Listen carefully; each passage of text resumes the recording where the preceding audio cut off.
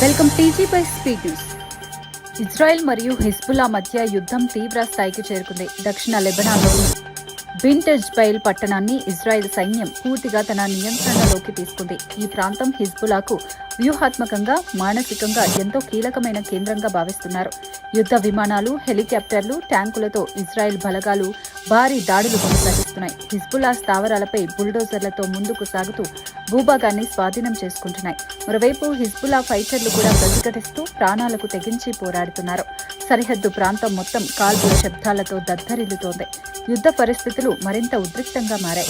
అంతర్జాతీయంగా ఈ పరిణామాలు ఆందోళన కలిగిస్తున్నాయి. పరిస్థితి ఎటు దారి తీస్తుందోనన్న అనిశ్చితి నెలకొంది.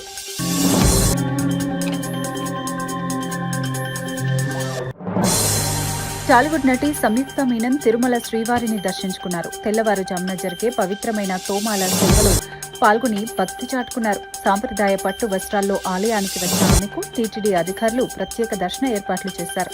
స్వామివారికి పూలమాలలతో అలంకరించే ఈ సేవలో పాల్గొనడం తనకు ఆనందాన్ని ఇచ్చిందని తెలిపారు. దర్శనం అనంతరం రంగనాయకుల మండపంలో వేద పండితులు ఆశీర్వచనం అందజేశారు. కలియుగ దైవాన్ని దర్శించుకోవటం ఎంతో ప్రశాంతతను కలిగించిందని పేర్కొన్నారు. స్వామివారి కృపతో అందరూ సుఖశాంతులతో ఉండాలని కోరుకున్నారు. ఆమె దర్శనం భక్తుల్లో ఆకర్షణగా మారింది. ఆలయ పరిసరాల్లో భక్తుల రద్దీ కనిపించింది.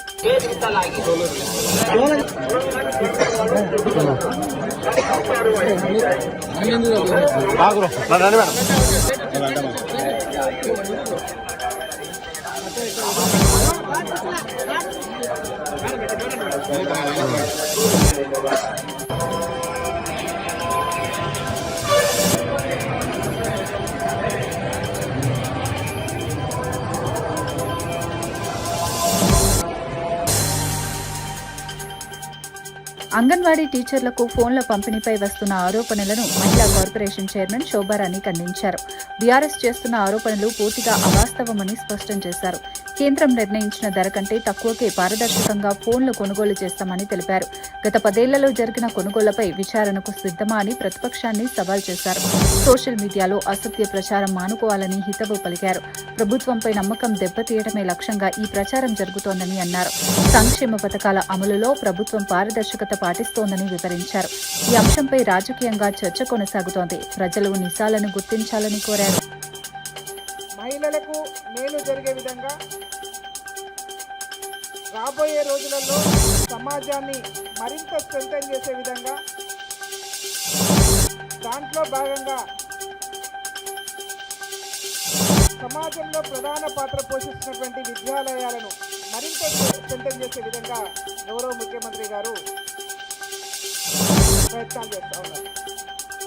దాంట్లో భాగంగానే ఉమెన్ అండ్ చైల్డ్ డిపార్ట్మెంట్ నుంచి అంగన్వాడీ టీచర్లకు సెల్ ఫోన్లు ఇవ్వాలనే దాని మీద అది రాష్ట్ర ప్రభుత్వం తీసుకున్న నిర్ణయం కాదు, లేకపోతే రాష్ట్ర ప్రభుత్వానికి సంబంధం ఉన్నటువంటి విషయం కూడా కాదు.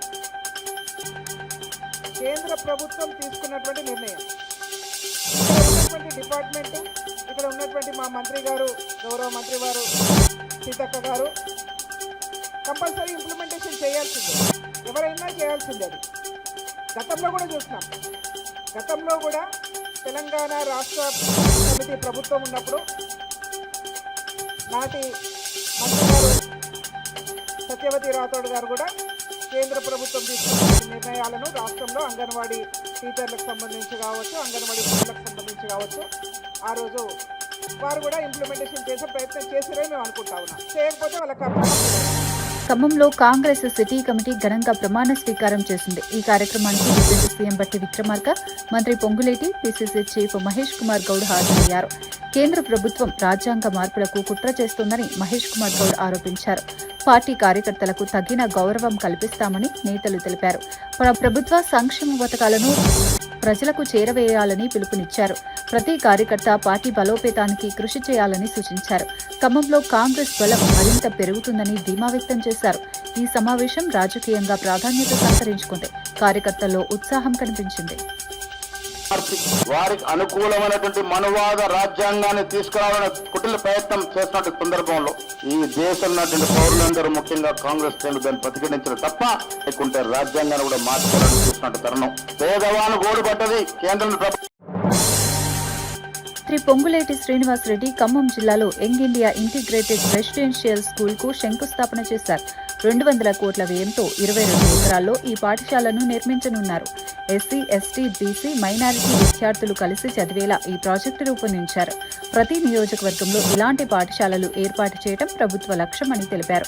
పేద విద్యార్థులకు నాణ్యమైన విద్య అందించడమే ఉద్దేశమన్నారు. విద్యారంగంలో ఇది కీలక అడుగుగా భావిస్తున్నారు. భవిష్యత్తులో యువతకు మంచి అవకాశాలు కల్పించడంలో ఈ పాఠశాలలు ఉపయోగపడతాయని పేర్కొన్నారు. ప్రభుత్వం విద్యాభివృద్ధికి కట్టుబడి ఉందని తెలిపారు.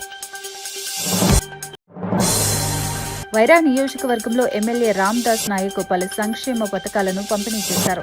దివ్యాంగులకు 3 చక్రాల స్కూటీలు, అంగన్వాడీ టీచర్లకు ఫోన్లు అందించారు. నిరుపేదలకు కళ్యాణలక్ష్మి, షాదీ ముబారక్ చెక్కులు పంపిణీ చేశారు. పాలడుగు గ్రామంలో మొక్కజొన్న కొనుగోలు కేంద్రాన్ని ప్రారంభించారు. సీఎం రేవంత్ రెడ్డి పేదల సంక్షేమమే లక్ష్యంగా పనిచేస్తున్నారని తెలిపారు. రైతులకు గిట్టుబాటు ధర కల్పించేందుకు ప్రభుత్వం చర్యలు తీసుకుంటోందని చెప్పారు. ప్రతి పథకం అర్హులకు చేరేలా కృషి చేయాలని కోరారు. ఈ కార్యక్రమంలో స్థానిక నేతలు, అధికారులు పాల్గొన్నారు.